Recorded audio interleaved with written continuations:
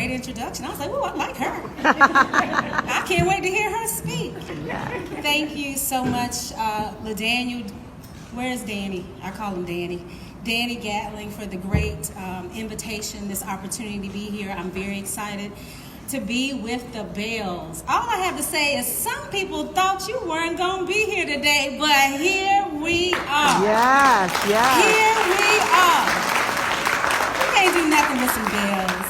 I just want to tell you a little bit about my connection to Bennett College. My sister was a Bennett Belle. I was not a Bennett Belle, but my sister was, and so Bennett is near and dear to my heart. I'm a pastor, so I'm going to say this. I'm not going to be before you long, but I'm going to really try to stick to that.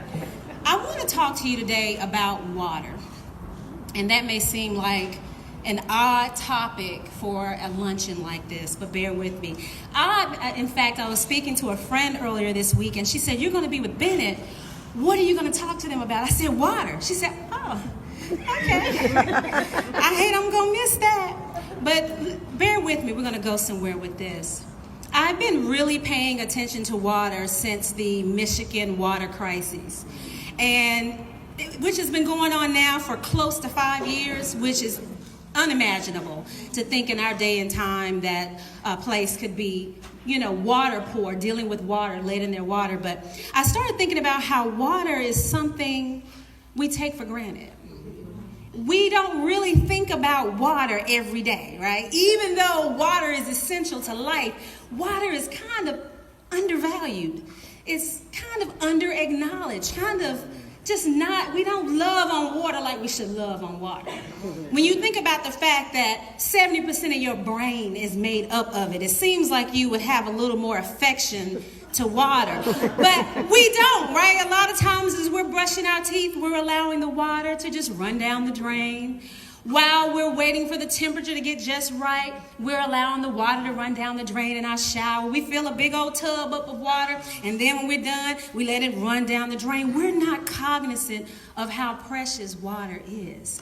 Even though 65% roughly of our body is made up of water. Our earth is about 60+% water, but we're not talking about water very often. And it got me to thinking about the Belles. It got me to thinking about Bennett College and how water and Bennett kind of have some similarities, because I don't think we talk about Bennett enough. I don't think we acknowledge Bennett enough. I don't think we appreciate Bennett enough. And the other thing I thought about water and Bennett, I thought about the only time we start talking about water is when it's either threatened or a threat. That's when all of a sudden we want to talk about water. A water crisis, our water resources threatened, now let's talk about water.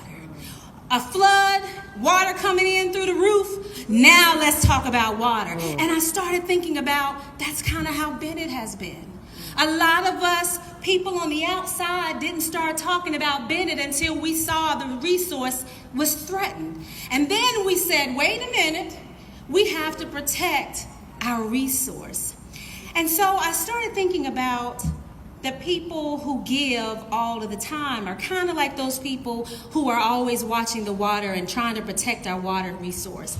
So thank you to all of the donors who are cognizant that this is a precious resource. So I said there's an acronym I want to use to kind of connect Bennett to water. That's Women Achieving, Teaching, Emerging with Resilience.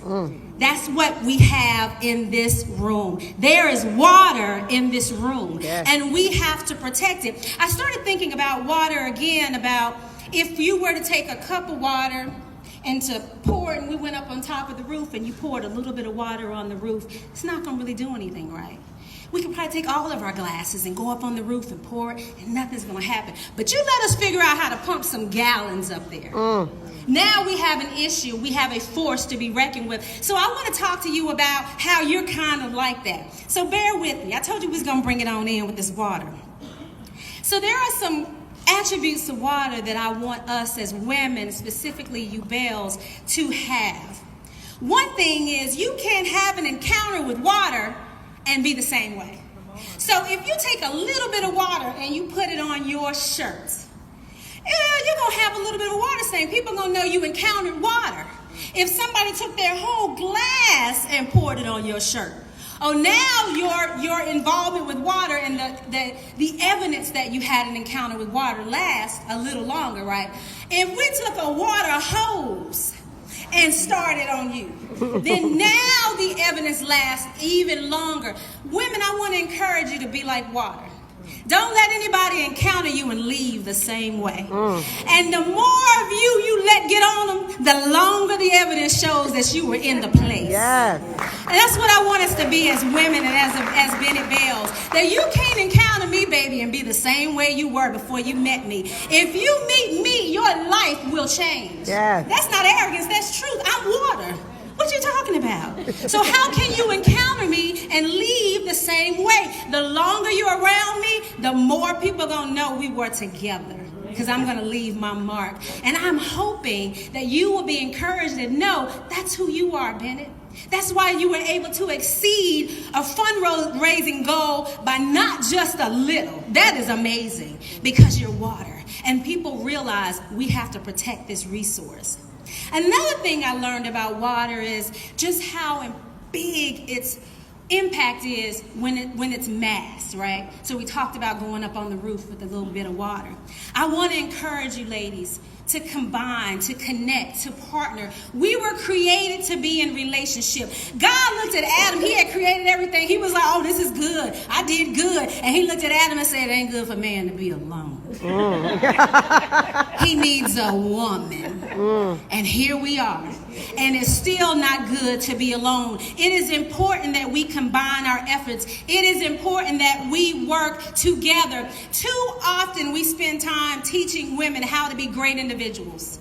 We teach them how to be great. Stand on your own 2 feet. You can do it all by yourself. I want to tell you, you can, but it's a lot more fun to do it with someone. Partner with the ladies around you. Don't let some mess keep you from locking hands with other women who are doing great things, because just like a little bit of water on that roof, yes, you can do something. But when you combine with other women who have like minds, all the impact becomes amazing. Yes. The impact becomes amazing. Water is considered to have a high cohesion rate. Ladies, I want to encourage you to have a high cohesion rate where you are determined to be connected, even though people will tell you that's your competition, and that's your competition. You say, no, that's my partner. That's my partner. We're in relationship. I was listening to an interview recently. A man named David Brooks, I believe, has written a book called The Second Mountain.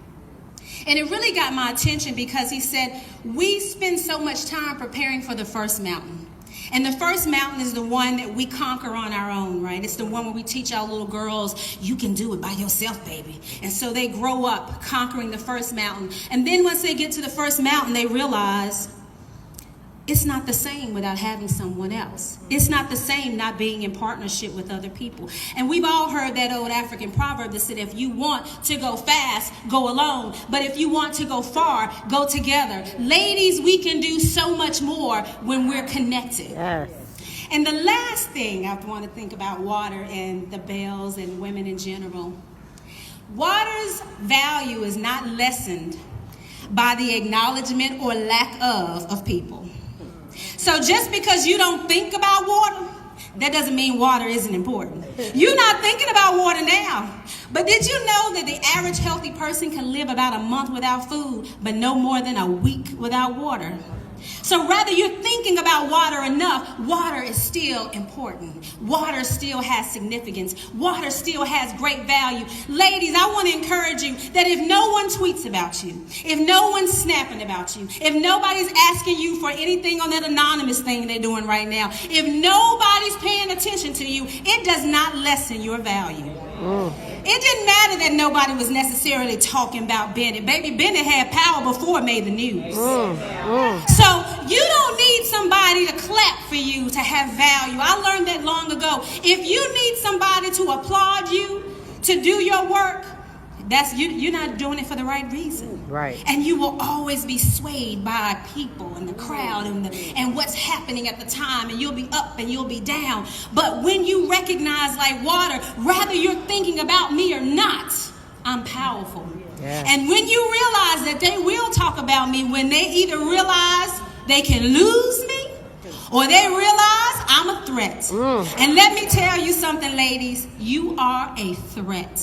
You are a threat to glass ceilings. You are a threat to the status quo. You are a threat to business as usual. You are a threat to the old man's gentleman club or whatever they call it. So whether they talk about you or not, you are water. You are women achieving, teaching, emerging with resilience. And donors, thank you for recognizing there's water in this place. Thank you. Wow.